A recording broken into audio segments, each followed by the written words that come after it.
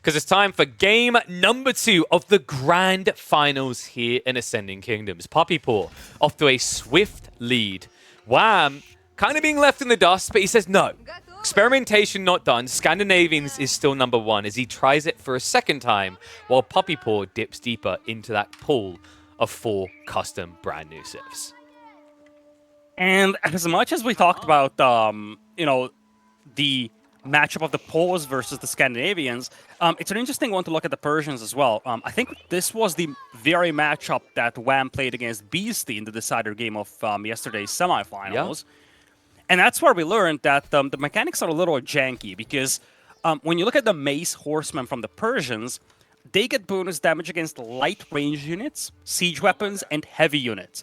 But the very type that the Viking Raiders are, which is light infantry units with a decent amount of ranged armor, that's not something that the Mace Horsemen get a bonus damage against, and neither do the Savar. No, it's quite interesting actually. The Savar in particular, one of the big issues there is like the bonus damage, the fact they're reliant on charge.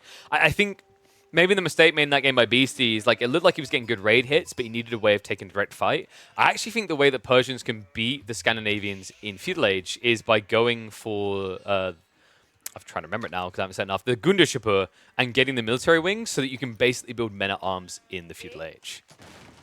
It crossed my mind to say that, but at the same time, my concern with the men-at-arms is that you're playing catch-up, because your men-at-arms will always be slower than the Viking Raiders. So I think if you're Wham and you're facing men-at-arms, you just dive the eco and start slaughtering vills. I actually wonder if it's better to just go either Savar or maybe even Mace Horsemen, but probably Savar, and try to replicate what we've seen in the previous game from Poppy Paw. Because I think what we've seen there is that Viking Raiders are horrendous when it comes to defending, and because you don't have spearmen, Scandinavians struggle very heavily against these heavy cavalry raids. And as much as you could do this with Winged Hussars, you might be able to do it with Savar, and you can actually see that the mindset might be somewhat similar here for Poppy Paw. It's the DC landmark, the Rutkan Castle. There is a big difference, though. This landmark produces villagers at a double cost, so it's going to be difficult to afford going heavily into cavalry and continuously pushing villagers as well. Yeah, and this is cool, by the way. So Poppy Paw, he actually began this game in a very interesting way. The Scandinavians still have the Roost bounty mechanic, so you still get gold from killing the Gaia units on the map. Now, what's interesting about that is that the Persians start with the spearman, the Zamnindar, that is also a builder. So what Poppy Paw done is he started running around, killing wolves, killing deer. Deer especially is super effective because the spearman has 5 damage, and deers only have 5 health. And this one is a change-up. I think the whole of Aden was cancelled based on the foundation from Wham. And now he's going for a Burka village. We could still see him pushing Viking Raiders, but this is a fundamentally different approach. The Hall of Aden kind of allows you to just flood those units a lot quicker and really play aggressive, whereas the Burka village is more about sustainability. And it's going to be more about being able to afford non-stop production at full price. But it also allows you to have a little bit more flexibility, and Wham is going on to stone, so maybe we're not going to see that many Viking Raiders, and we're just going to see a pure 2 TC play here. It makes sense. Your opponent has a second TC, just a worse one. And can you just tell me what the other landmark is that the Scandinavians can get again? The Hall of Aden? Yeah, just that one more time. Why? It's Odin. No, it's Aden. No, Odin, because it's not an odd one. Odin. You gotta say it like you're 4, right? Almost from the Marvel. Odin's son. You know, you really got. No, it's like Odin. You know how Scandinavians are. Everything they say has to sound really manly. You don't say howdy, mates. You say howdy, mates. No, yeah, but that's American, and we're talking Scandinavian words here. It's fine. You can I'll get all the Scandinavian words right. You can get all the Polish words right. They should have hired a Scandinavian caster if they want Scandinavian casting, you know. Hey man, we might be able to get a Voldemort. I'm not sure if he's around right now, but he's coming for our jobs. But no, this is intriguing actually. The Burka village. At first, when I saw the Scandinavian landmarks, I thought this would be the broken go-to one, right? But I feel like the more games we've seen, especially from Wham, the more I have become convinced that Odin's Hall is just broken. It's very, very powerful because Viking Raiders aren't cheap, especially for a unit that's fairly fragile let's say against cavalry even. It's a 95 base HP unit, but it costs you almost as much as a horseman does. So having that discount on the whole of Odin, and of course having that double production allows you to A, build up your forces a lot quicker, and B, make it a lot more affordable. Yeah, and that second TC's coming in on the gold. So this is 100% a fast castle build, right? Like, usually when it's on the gold, you can tell. But the reason this makes a lot of sense is because Wham also now has that regenerating fish on the landmark. For those wondering, the most common comparison you give to the Burka village is probably the Madrasa for the Ottomans, where it just keeps spawning more and more food for you. And those are indeed shoreline fish, which means you have an insanely quick gathering buff, especially with the Hunter's Boon as well. Yeah, it's a lot better than the Madrasa. Side note here is that the model itself is somewhat smaller, so you can make your base extremely condensed. And it's very, very difficult for your opponent to harass this position. It gives you a very nice supply of food. Also means that you deplete your sheep a lot later, I guess. And I gotta say, I love this build from Wham, because you're up against 2 TCs, but don't forget, the Rutkan Castle, you have to pay double price for those villagers or Puppy Paw. So, despite the fact that Wham is a little delayed compared to his opponent, and that causes him to be down by 9 villagers, some of that is being offset by the shorefish, and more importantly, you don't have to pay full price for these villagers. So, yeah, I gotta say, I love this build here from Wham. I think it's a good response to what Puppy is doing, especially because Puppy is going for an extremely resource-heavy build. Yeah. The horse archers are very expensive, 100 food apiece. Compare that, or combine that with the fact that he needs to spend 450 per minute just to mass-produce villagers. That's tough to afford for an extended period. It's also a tough one now because this strategy only really works if your opponent is present on the map in some way. I'm wondering if Puppy Paw got a little bit baited and thought this was still going to be raiders, because then you can just kite them out with the horse archers, right? Like, the raiders only have 3 armor, they can't reach you, you have 12 base damage. It's definitely a good way of dealing with it. In fact, I'm pretty certain that's what Puppy Paw was thinking originally, because he even began at one point to start queuing up the Kamandar archers, which are a little bit like longbowmen, before deciding to cancel them. But now, it looks like we've just got a warlock coming in, and I think we've got a race on our hands to see who can hit castle first. Yeah, I really feel like Puppy just wanted to have some level of map control with these horse archers, but I feel like the affordability is better over here for Wham. He's spending less food in general in terms of villager production, and in many ways, these horsemen are a lot more cost efficient. They're not as glass cannony as these horse archers are. These horse archers only are at 65 HP and 0 armor. One volley from a town center, or just one good charge from a couple of horsemen, and they're all gone. Yeah, and with that tech on the way, I think we're probably going to be looking, given the matchup, the way this is trending, it's probably going to be the Swedish choice coming in. We've seen from Wham yesterday just how powerful it can be to get a musketeer in the castle age that is basically, in every way but health, a hand cannoneer an entire age early. Exactly. I just don't envision going for the Danes, although you could make an argument for it, because if there is one thing that's really missing here, well, it's gotta be the Uppsala University. I think that's the safe choice. Yeah. The Danes could have had one upside here with the Huskars, and that's the fact that the Persians struggle against armored units because they do not have that crossbow equivalent, and the Kwezobash is pretty underwhelming when it comes to dealing with armored units. So you could have made an argument for going for a heavily armored set of units with the Danes. I think maybe the only issue there is, like, your opponent can keep scaling horse archers, right? And then just kite kill you. I was thinking about the same. Yeah, it's like... and it's probably better to just go knights, right? Yeah, I think so. And the Uppsala University, I think, just trending Sweden just feels better. I keep warning Lamette about this. There's not many reasons to go Denmark. The only one being is, like, the pikes in Imperial Age. So maybe if you're against a civ that you know is only wanting to spam Cav in hyper late game, it makes sense. But every other avenue in my mind still leads back to the Swedish choice, especially when you consider the landmark itself, right? One's a keep, the other is a cheap way of getting all your attacks. And here's the thing, even if you're facing a civilization that spams cavalry, you can do horseman and musketeer, and that's gonna be a nasty combo, right? That was the most important takeaway I had from my testing of this civilization. I first tried Sweden, and I was like, oh yeah, this is a pretty cool roster of units. Let's see what the Danes can do. And I was a little shocked just seeing that they barely have anything unique going to them. And indeed, my immediate thought was like, why would I go Danes when I can go Swedes? Yeah, like it's musketeers is one thing, but then there's also the mounted musketeers later on, right? That's where it really takes the cake. I'm like, okay, I don't know what, like, I feel like I'm screwing myself. The only upside I could probably say around pikes is if you don't have good gold access, then Denmark makes sense, right? Because musketeer comps are going to be very gold heavy. Yeah, like, make no mistake, pikes are ludicrous. Even without full upgrades, they have like plus 40-something bonus damage against cavalry.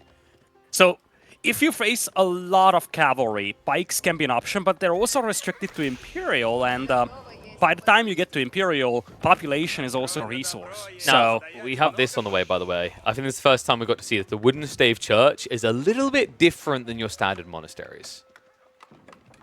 And it's weird. This was one of the mechanics that was a little janky, because your warrior monks here, the Hofgothi, they actually need a tech which costs you 250 gold that allows you to pick up relics. So by default, these guys cannot pick up relics. And it gets weirder as well. They can spawn wolves. I would not recommend that, because they are that's the jankiest mechanic ever. Yep. Have you actually tried that? I haven't, but I didn't need to, because I remember talking to hosting about it. It's like, I just can't get them to not want to kill me. It's like you can't claim ownership over a wolf, I think was the issue. So they just attack you. You can, but the whole controls are a little janky. So like at one time I clicked the button 5 times, nothing happened, and then a minute later I had a dozen wolves spawn which surrounded my my monk, and I couldn't move. They don't attack the monk, but they attack everything else, but you don't get bounty for them. So I was like, yeah, I'm not gonna press that button again. Yeah, reminder, folks, these are custom-made civs. There are limitations, admittedly. I remember, even when I saw the concept document made by Lemaire, I was like, this is probably not going to work how you're envisioning. But yeah, anyway, now going for them. And there's already a race on, because Puppy Paw is also moving out onto the map with his own Akuns to pick up these relics. And here's the thing with the Hofgothi. The fact that you need to spend 250 gold on picking up relics makes it an even bigger investment. You don't just make the monastery, you don't just make these expensive warrior monks, you also need to spend a bunch of gold on picking up relics. So your return of investment is quite delayed compared to other civs picking up relics. Now, I think a big part of why they're meant to be valuable is, if you think about it, like, they are cheaper than your standard warrior monks, but they have similar stats and movement speed. On top of that, they do have an ability for combat called Force Fury that gives free melee armor for 15 seconds nearby. That would be pretty handy in this fight right now. This fight that Wham realistically shouldn't be able to win, but he's doing a good job of peeling the back line and running away before the Savars that could beat him can mash into him. Yeah, he cannot take a direct fight over here. The Savars have bonus damage against these Lancers here, so they will just make mincemeat out of them. And these are actually Bavandit Savar. I'm just now realizing that he hasn't upgraded. Papibo hasn't even gotten the Safavid upgrade or the Turkoman Horse upgrade. His Savar are severely underpowered compared to what they could be. I think you mean they're severely underpowered. But yes, I agree. They are a little bit underwhelming, but that's the issue with spamming knights and also going for relics. Where do you get this 500 gold? Yeah, it's tough. It's an expensive composition. It's not just 500, because you might as well want to get the Turkoman Horse upgrade. And this kind of buys some time for Wham over here. Love the walls from him, by the way, especially the ones to the north, because he's going to rely more and more on musketeers, which are inherently very slow units. So he needs that funnel point. He cannot afford to have those Savar running around his base. Oh, and I think, did he go? Yes, he did. He went for Fieldworks. We've seen this from Wham before. This is insanely powerful, folks. It gives you the ability to build trebuchets with your infantry, but it makes the siege you build with infantry in the field 20% better when it comes to their damage output. An insanely powerful tool. If you ever wonder which sagas the Scandinavians took, you can just check their TC, and you'll see the ones they have. Actually, I think he'd done this last game exactly when he was against Beastie. He seems to really rate the Runestone network quite highly for the villagers. Yeah, here comes the Safavid upgrade, and this is going to be big for Wham. The question is, can he take this fight? Or I don't think he should take this fight here before the upgrades come in. It's only 15 seconds left to go, and that's one of the advantages of the Persians over here. Once you get that upgrade, every single one of your units are upgraded to Castle Age. So sure enough, it's a big price tag on that upgrade. but it also means that both your Savar and your archers will be upgraded immediately. Yeah, once you're past 2 units in your comp, it actually pays for itself, right? Because vet upgrades are, I believe it's 350 if I remember correctly. Yeah, 350 totals, right? So if you've got archer, knights, and then you will get men-at-arms afterwards or spears, it's actually more efficient to get your dynasty than it is to pay for individual vet tags. And it's going to be Iron Armor. I'm actually a little surprised that Iron Armor is being prioritized over Turkoman Horse. Iron Armor is a powerful upgrade, but it's also a little bit more expensive than the Turkoman Horse. And I feel like when you have this combination of Savar and archers, there is a lot of legitimacy in buffing up your frontline units, the cavalry, instead of buffing the armor of your backline units. Usually, yes, but if you look at the comps for both players, it's all backline, right? So I think realistically, in his mindset, he just wants his backline to last longer. Where I would say is very odd is that you're doing it in particular against musketeers. If this was an archer, that's a surprising thing. Yeah, like if it's an archer fight, +2 armor is insane, right? But as a percentage of damage mitigation, you aren't even mitigating 10% of what you take with that armor upgrade. Exactly. And at the same time, if you think about it, who's going to absorb your opponent's musket fire? It's going to be the heavy cavalry. Now he's getting that upgrade, though, so it's not really going to matter beyond this point. But yeah, it was a curious choice to go for the archer upgrade first. Flash coming in now. Hand cannoneers are going to start to let loose. Mango shots also coming through. Mango's not going to be protected, though, by those hand cannoneers, and now retargeting coming in on that backline. Luckily for Puppy Paw, this 7 tower range allows him to keep his distance. Looks like it's going to begin to lead to a bit of a breakthrough here, but with a lack of front line, there's nothing to snipe the siege, and Puppy Paw is going to have to back away. And we just see how powerful those musketeers are and why Sweden is often the pick for players going into Castle Age. Musketeers in Castle Age, they're pricey, but they're immensely valuable, especially when you can couple them with Siege. Well, the awkward part I'm seeing here is that we actually have Steel Dagger being researched by Wham. Have we got an archer switch, or has he just forgotten that musketeers are gunpowder? I don't think he's just gonna go full musketeers, and this is dicey for Puppy Paw here because he only sees like basically half of the musketeers Wham has. Wham's got 20 musketeers out there. Each of those are 140 gold. This is like almost 3,000 gold on the field for him. Yeah, but look at what Puppy Paw is doing. Form of musketeers. Puppy Paw is focus firing down these hand cannoneers. You have to remember, this is not your atypical hand cannoneer. 85 health instead of the standard 130 means you're actually not very tanky whatsoever. And now the second wave of Lancers is arriving at a perfect time to try and strike down this Mangoes. Hand cannoneer reaction should be able to snipe him out. All of a sudden, the front line of Wham is looking somewhat lackluster. Yeah, Wham jumped the gun over here a little. He went forward with the musketeers without having the mangonel support. As long as you have the mangonels, Puppy Paw cannot do anything. So I feel like Springles would be a must-have for him right now. If he can snipe the mangonels, though, the archers would just annihilate all these musketeers. I think this is insane, though, because someone we didn't kind of process is we have to remember that 20% damage increase. I forgot you can build mangoes. I thought it was just the trebs you get. You get mangoes as well. So this is like having a mobile Kurotai built in to your mangonels. That's ludicrous. There's no way you should fight that. He's going to have to back away. I mean, Puppy Paw, he can skirt around these fights, but he needs an answer. We finally have a Siege Workshop being dropped. Springwalls are on the way, but now Trebuchets are in play. And you have to wonder, can Puppy Paw get a defense together quick enough to push away the siege? Wham's got a massive resource bank behind this. He could drop a keep up front. He's got 1,800 gold to work with. That's 10 more musketeers. In fact, many of the production buildings aren't even working for Wham. So when he starts queuing units once again, there's going to be a second wave behind this. That's going to be tough to deal with. He has a really smooth farm transition on the way as well. He's got double deer stack he's still playing around and the berries, but he's already getting the farms, which means he'll have this smooth transition. It won't just be an abrupt end to the push. And that's the worry. He isn't even using the Burka village. Of course. Why would you use the food that is right next to you and better than a farm? I guess it's just too much effort, because I think you have to spawn the fish, right? Smirl does trade out. That's still one mango that should keep Puppy Paw back. I don't like how aggressive Wham is with those musketeers. Like, you could just see under that keep, quite a few dead bodies lying out there, and at the end of the day, the cost efficiency could still be there for Wham, or for Puppy Paw.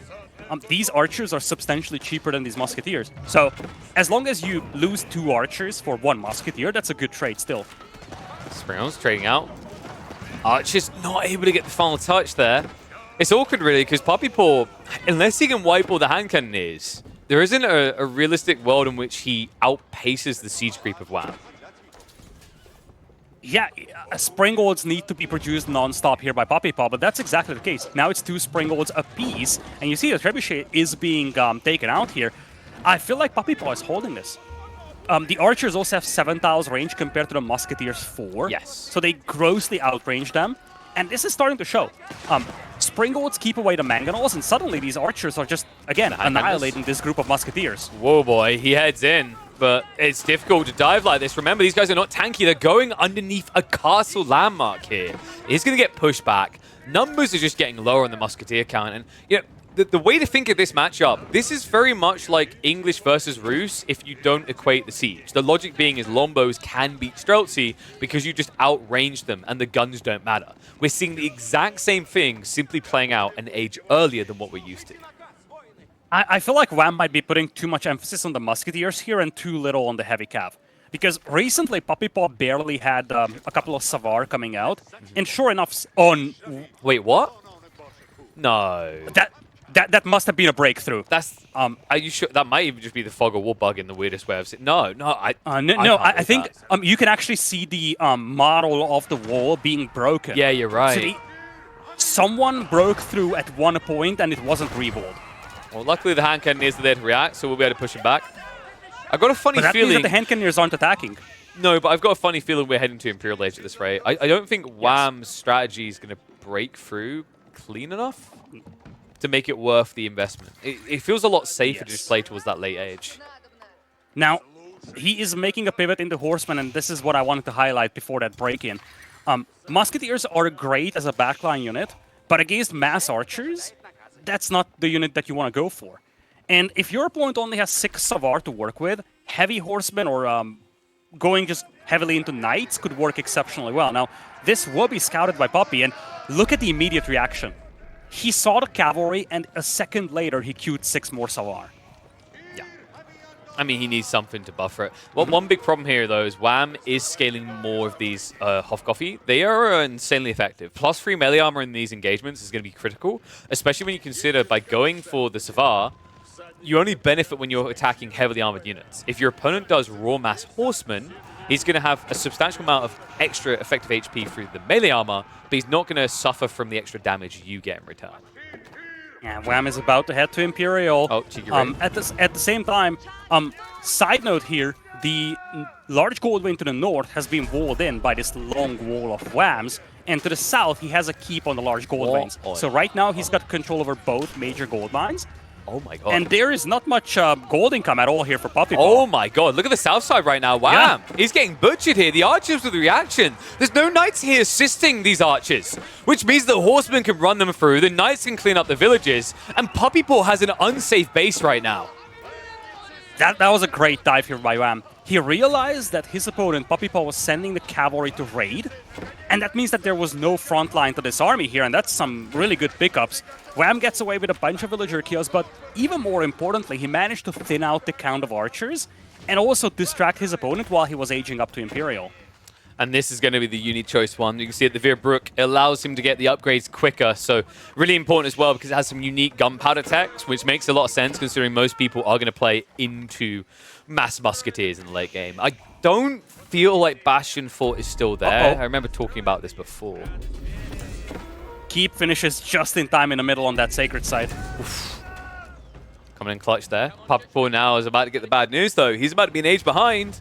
He's not in a position to push and punish. Yeah, that's the concern, right? And here's the thing. Oh yeah, wow. It's a big concern at that. Puppy Paw knows when he's beat. GG gets called. 1-1 now on the board.